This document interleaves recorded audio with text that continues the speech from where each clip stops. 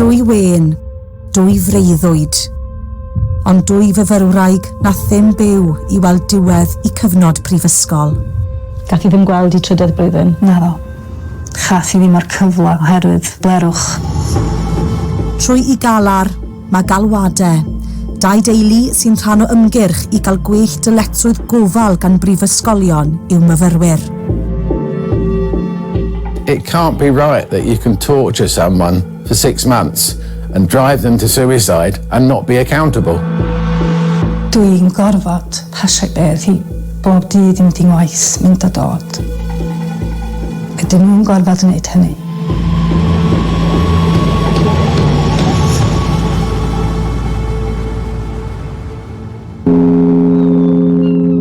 Yn 19 oed fe adawodd Mared Foulkes fan hyn, ardal wledig a thref glan môr Porthaethwy a mynd I astudio I Brifysgol Caerdydd. Dyma'i chyfle I ddechrau arbenod newydd, I chyfle I wireddu I breuddwyd o fod yn fferyllydd. Ond 2 flynedd yn ddiweddarach, trodd honno yn hunlle.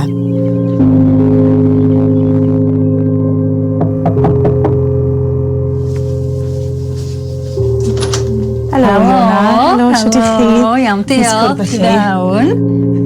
Heddi mae Iona Foulkes, mam Mared, wedi ngwahoddi I gartre y teulu.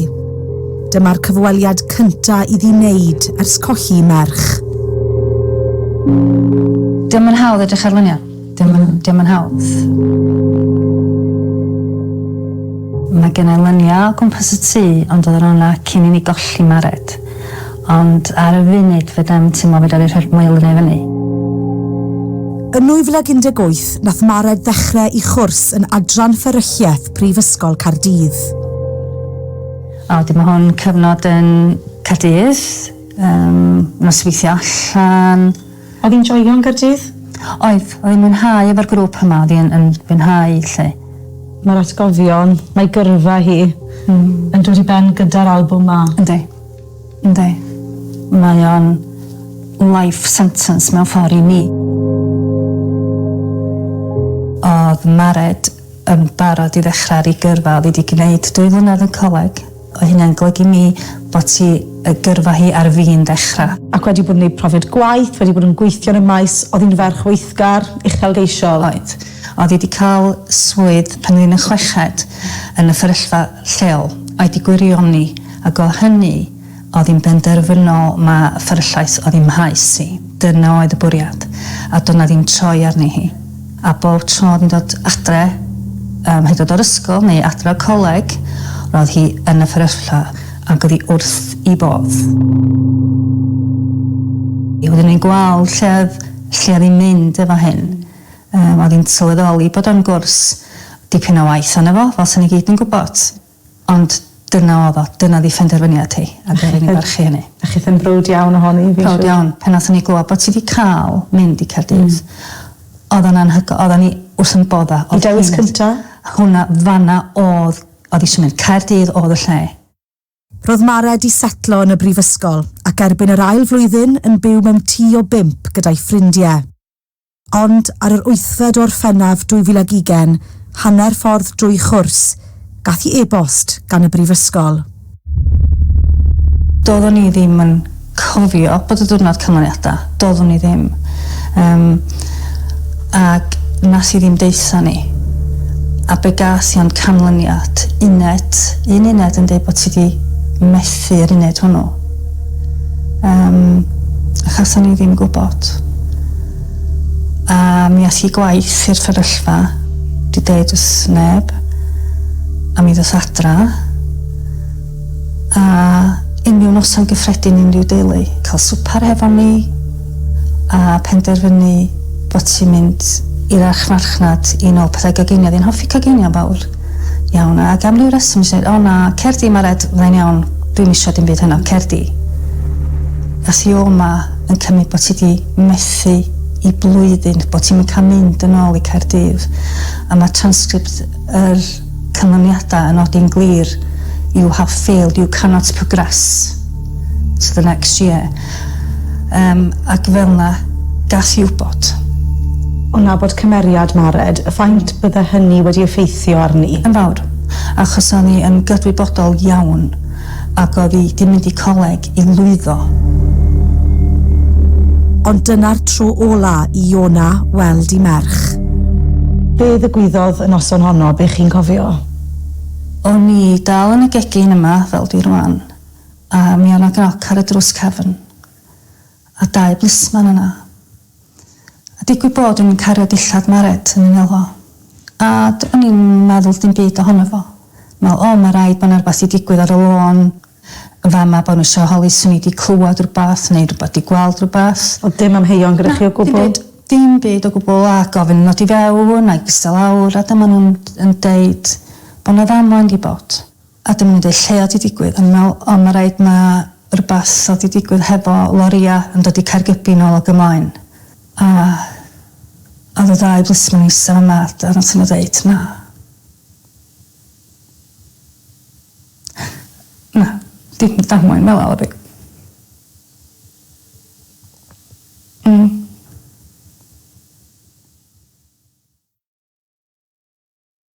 Y noson honno nath Mared yrru I Bont Britannia, lle nath llygad dystion ddweud iddyn nhw weld hi'n gadael I char yng nghanol yr hewl, gyda'r injan dal yn rhedeg. Gath I chorff I ddarganfod yn fuan wedyn. Oedden ni'n credu'r peth.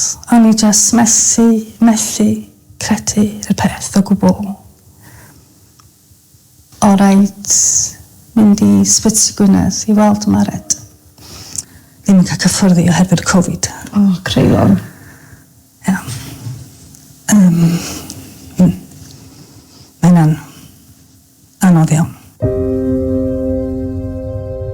O fewn 7 awr o gael ei chanlyniadau o'r brifysgol, roedd Mared di cymryd I bywyd.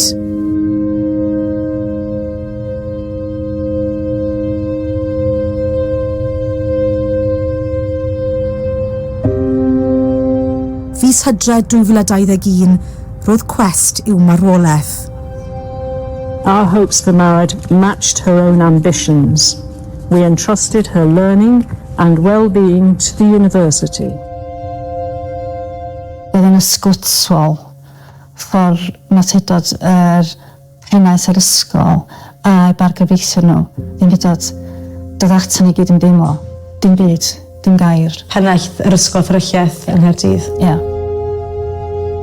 Doedd Iona a'r teulu heb gael esboniad llawn am ganlyniadau Mared tan rai wythnosau cyn y cwest. Roedd y marc yn yr e-bost I Mared yn gweud bod hi wedi methu 1 asesiad yn gynharach yn y flwyddyn. Gath hwn I gofnodi fel marc tybiannol o 100.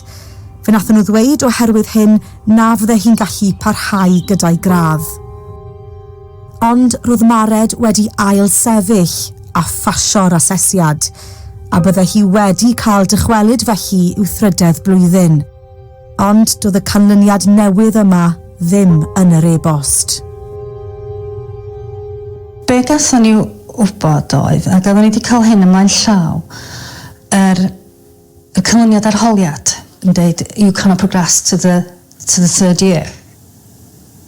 Ac oedden ni'n methu glir a ddallt o, dyma ni'n gofyn I cymdogion sy'n y maes addysg uwch. Ac o neb yn ddallt o. Mae hyd yn oed yr crwner yn gofyn yn y cwest. Roedd hi'n deud I hun, this was not an accurate depiction of her attainments, but an impression created by misleading, ambiguous and unclear information reported on her transcript. I grwner ddeud hynna, mae hwnna'n dipyn o ddeud. Sa ni wedi cael ymatebion ymlaen llaw. Dwi'n meddwl sa wedi gorfod mynd i'r gradda yna. Doedden ni just ddim yn cael wybodaeth oedden ni angen o brifysgol. Ond trwy'r cwest oedden ni'n cael rhywfaint o atebion. Mae myfyrwyr yma yn astudio'n galad ar y cyrsia meddygaeth mewn ffordd. Ac I gael hynna, does am rheswm iddo fo. Does a ddim rheswm. Mae yna gymrydau difrifol wedi mynd ymlaen. Yn y cwest I farwolaeth Mared, gath proses Prifysgol Caerdydd o rannu canlyniadau I galw'n ddryslyd ac yn gymleth. Fe sgwennodd y crwner at y brifysgol yn gofyn iddyn nhw newid y broses honno mwyn osgoi unrhyw farwolaethau pellach. Yn dilyn galwader crwner, fe nath y brifysgol ddweud I bod nhw am wella iaith a thôn wrth gyfathrebu canlyniadau myfyrwyr, a bod yr arfer o roi marc methiant tybiannol fel gath Mared wedi atal ar unwaith. Fe nathon ni ofyn I Brifysgol Caerdydd am gyfweliad I ymateb I rai o gwynion Iona a'r teulu, ond na oedd yr ateb. Nath llefarydd weithio ni I bod nhw'n flin I glywed bod y teulu'n anhapus gyda'r cyfathrebu a'r cydymdeimlad gan y brifysgol a'i bod nhw wedi ymddiheurio am yr adegau lle nathon nhw gael pethau'n anghywir. Maen nhw yn dweud eu bod nhw'n ceisio bod mor agored a thryloyw a phosib pan fydd teuluoedd yn gofyn am wybodaeth. Mewn rhai achosion mae yna gyfyngiadau os bod cwest neu ymchwiliad gan yr heddlu.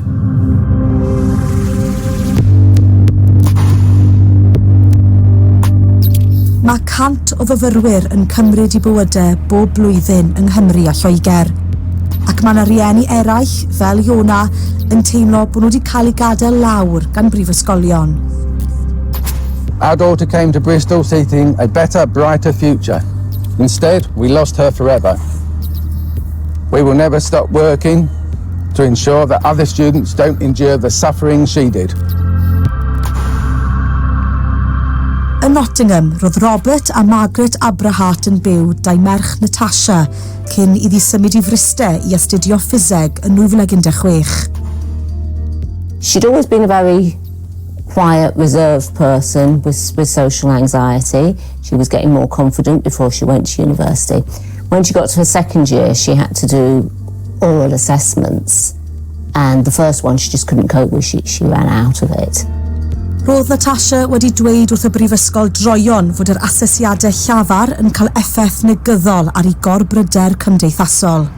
The university recognised that problem, but they didn't put anything in place to make it easier for her. So she ended up being in a situation where she was failing because she couldn't do these assessments. Fis Ebrill 2018, roedd Natasha fod I wneud asesiad llafar arall, ond y dyrnod hwnnw nath I gymryd I bywyd. Roedd hi'n 20 oed. Yn y 6 mis cyn I Natasha farw, roedd hi wedi trafod I iechyd meddwl gyda'r brifysgol ac wedi sôn am un achlysur lle nath hi geisio cymryd I bywyd. She told us that she'd spoken to the Mental Health Trust, and she told us that she'd spoken to a GP, and she told us she'd spoken to the university. We had assumed that if she'd done that those services would be doing something to help her. It was absolutely, unbelievably devastating. You see, it can't be right that you can torture someone for 6 months and drive them to suicide and not be accountable. Ym mis Mai 2022, nath rhieni Natasha ennill achos yn erbyn y brifysgol yn llys sirol Bryste. Gan fod gorbryder cymdeithasol yn cael ei ddiffinio fel anabledd, enillodd y teulu ar sail gwahaniaethu a derbyn 50,000 o iawndal. Nathon nhw hefyd geisio sefydlu dyletswydd gofal statudol I brifysgolion dros I myfyrwyr, y tro cynta I rywun wneud hyn ym Mhryden. Everyone understands there's a moral duty, there's some sort of ethical duty or professional duty. That's all we want. But we want that made into a legal form. What that means in reality is things they do or things they fail to do, if that results in harm because they should have done something, then they are accountable. At the moment, they can say that they're going to do everything the right way, they do the right thing, but in practice, if they don't, there's no repercussions. Ond nath y llys wrthod y galwadau am ddyletswydd gofal statudol. Felly nath y teulu ddechrau ymgyrch I hunain. There's the pictures. Okay, that one.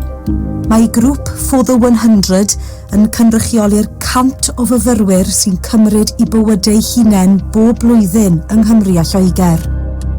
The question today is one of those lessons to put in place a statutory duty of care for students in higher education. Llynedd ar ôl I bron I 130,000 o bobl arwyddo'r ddeiseb, gath y mater I drafod yn San Steffan. Ond, unwaith eto, gath I galwadau gan Lywodraeth y Deyrnas Unedig I gwrthod. Fis Rhagfyr llynedd, nath Prifysgol Bryste apelio'r penderfyniad I bod nhw wedi gwahaniaethu ar sail anabledd, ond 3 mis wedyn, nathon nhw golli'r apel. I fear the worst. I fear that there is huge resistance. I think universities don't want to be accountable to anybody at all. They like to do their own thing, they like to be in charge, and this would actually compel them to take their students seriously. These aren't mental health issues we're talking about. These are systemic university processes that are not working properly, and they create the mental health issue, which can result in a terrible tragedy. Mewn datganiad, fe ddywedodd Prifysgol Bryste bod iechyd meddwl a lles I myfyrwyr a'i staff yn flaenoriaeth iddyn nhw. Maen nhw'n cynnig gwasanaethau a gofal addas a hygyrch ac yn parhau I ddatblygu a gwellai gwasanaethau I gefnogi'r rheini sy angen cymorth. Mae Foulkes bellach yn rhan o ymgyrch For the 100 ac mae'r teuluoedd mewn cyswllt cyson. Ond gan fod addysg wedi ddatganoli, mae a'i theulu di dechrau ymgyrch I hunain I geisio newid y gyfraith yma yng Nghymru. Jonathan Saunders. Yeah. I, by chance, met the parents the other day of married Foulkes. Now, what upset me was the parents are working very hard right now to ensure this doesn't happen to anybody else. Fis Awst leni, nath anfon dogfen at bob aelod Senedd yng Nghymru ac aelodau Seneddol San Steffan yn galw am well dyletswydd gofal gan brifysgolion dros I myfyrwyr. The response, however, has not been great. There is a young lady who will not see the life that she should have had. I just find this really difficult. You know, this is a death that could have been prevented, and lessons have to be learned. And I would just reach out to Cardiff University using this forum. Please respond to this family. Work with them to ensure that no other university in Wales, or in fact the UK, loses a student in this way. Yeah. Heddi, mae di dod â fi I gwrdd â un o'r rhai nath rhoi cymorth iddi wrth sgwennu'r ddogfen. Mae Dr Emma Roberts yn gyfreithiwr o Sir Fôn.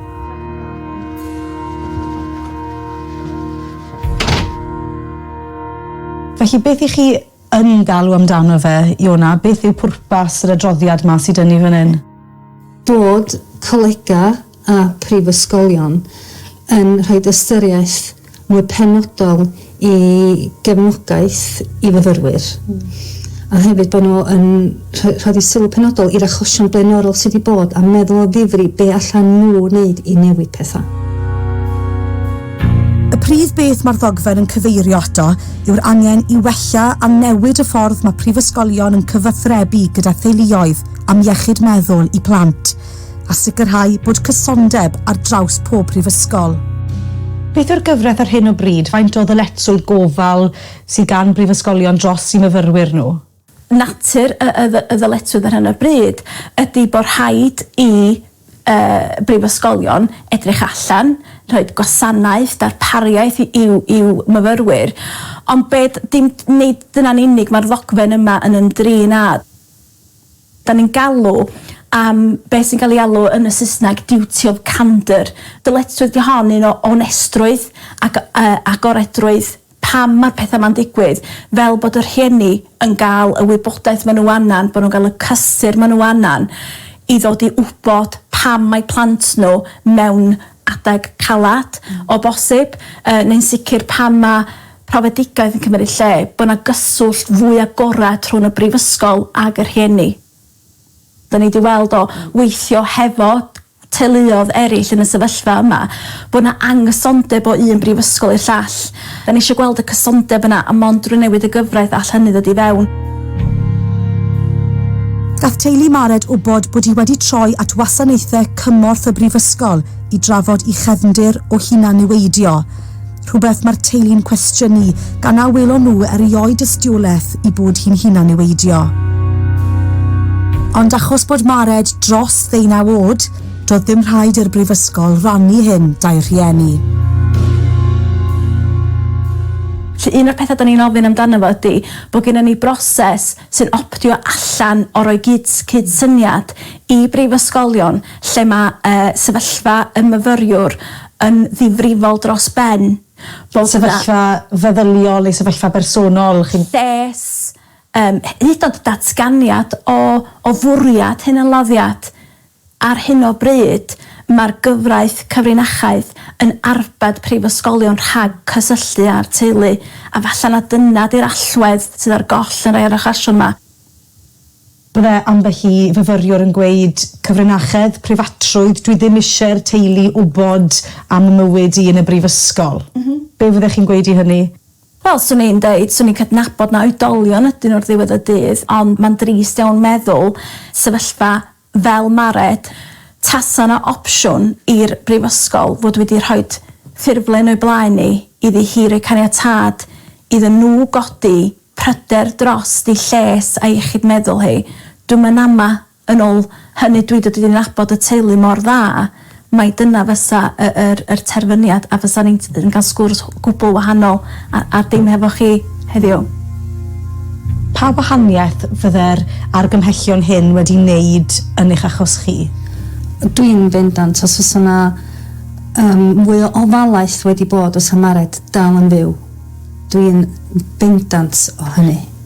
Oherwydd amgylchiadau yn eich achos ni, oherwydd y camgymeriadau neu'r camgymeriad fwyaf oedd bod nhw wedi gyrru yr canlyniadau arholiad anghywir. Ac wedyn erbyn iddyn nhw gywiro eu hunan, roedd o'n rhy hwyr i Mared. Dywedodd y Prifysgol i bod nhw'n parchu galwadau'r teulu am system optio mas a'i bod yn parhau i adolygu'r syniad o'i gyflwyno. Ond maen nhw'n gweud bod rhaid ystyried preifatrwydd i myfyrwyr, gan fod rhai, am wahanol resymau, ddim eisiau rhannu gwybodaeth gyda'r rhieni. Mae ganddyn nhw system newydd mewn lle sy'n caniatáu i fyfyrwyr pan fydden nhw'n dechrau yn y brifysgol i ddewis person penodol fel cyswllt arbennig, a fydden cael gwybod os bod yna unrhyw bryderon difrifol yn codi. Mae Prifysgol Caerdydd bellach yn ystyried holl argymhellion Ionau theulu fel rhan o'i strategaethau iechyd meddwl, ac mae'r is-ganghellor newydd yn bwriadu sgwennu atyn nhw i'w gwahodd i drafod unrhyw gwestiynau am y newidiadau sydd wedi cyflwyno. Natasha a Mared, dau fywyd wedi dod i ben yn rhy gynnar. Ond cof amdanyn nhw, mae teuluoedd yn parhau i ymgyrchu. My argument is if you can't offer a basic duty of care, you shouldn't be offering the education because you can't do it safely, and that's really what it boils down to. I think it's important to stress we're not asking for the world, we're just asking for an injection of humanity into what people do. Shwt i chi am iddi gael ei chofio? Bod ti wedi bod yn onas yn beth i wneud, bod ti eisiau gwella pethau. A dwi eisiau pobl gofio hi hynny bod ti'n gweithio'n lleol mewn fferyllfa bach lleol, bod yna uchelgais yn ei hi. God i ar fi'n mynd ar y trywydd uchelgais yna. A mi gath o just i stopio oherwydd blerwch. A blerwch oedd o. Do, maen nhw wedi colli myfyrwraig. Dwi wedi colli merch. Annwyl, iawn.